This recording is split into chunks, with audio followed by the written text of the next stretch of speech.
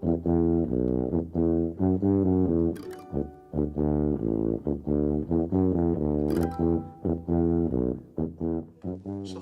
I'm Jody Hirsh, the Judaic Education Director of the Harry and Rose Samson Family Jewish Community Center, and I'm here to talk to you about this week's Parsha, Vayikra.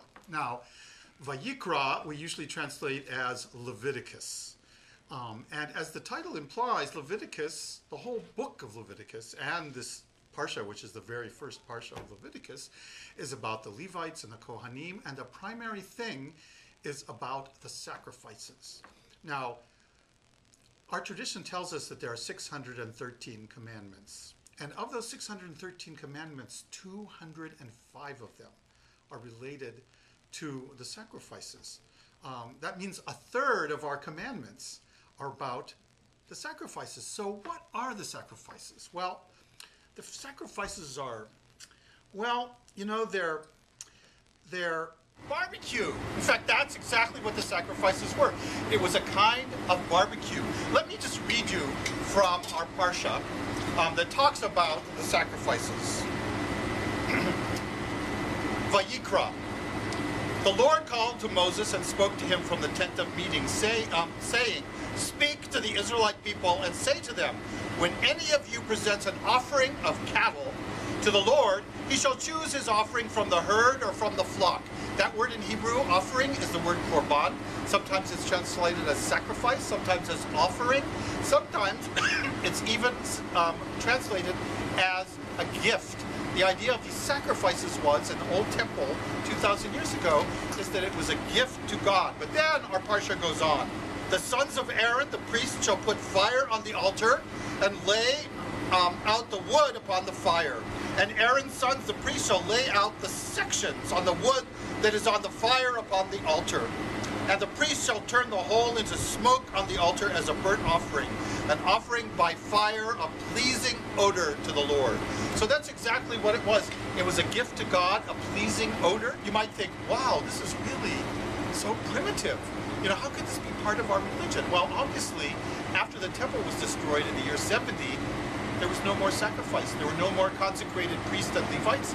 And so we didn't have them anymore. And in fact, in the 12th century, more than 1,000 years after the end of the sacrifices, the great Spanish philosopher, Rabbi Maimonides, he asked that same question. Well, why did God command this ridiculous, well, maybe not ridiculous, but why did God command this very primitive ritual?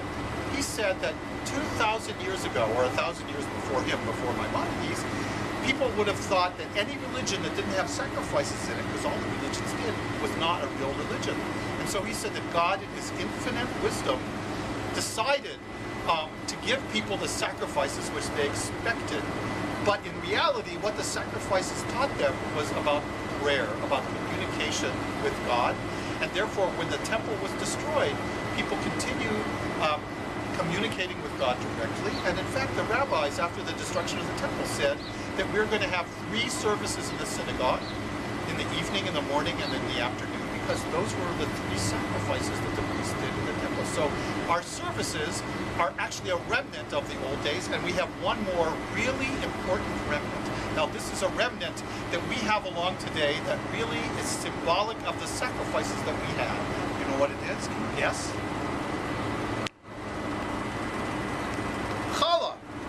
Challah is, in the old days, there was even a bread sacrifice. It wasn't just animals, it was also vegetables, and it was bread.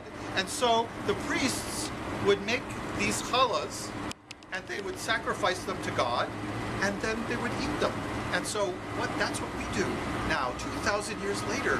We still have challah on our table, and we make our table into an altar, and we eat the challah as part of our Shabbat ritual. So that's exactly the way we have remnants of this old system of sacrifices. Even though we no longer do the sacrifices as in the book of Leviticus, we still have symbolic sacrifices in the challah that we eat every Shabbat. So you see, even though we don't have the sacrifices anymore, we haven't had them for 2,000 years, yet we remember the sacrifices.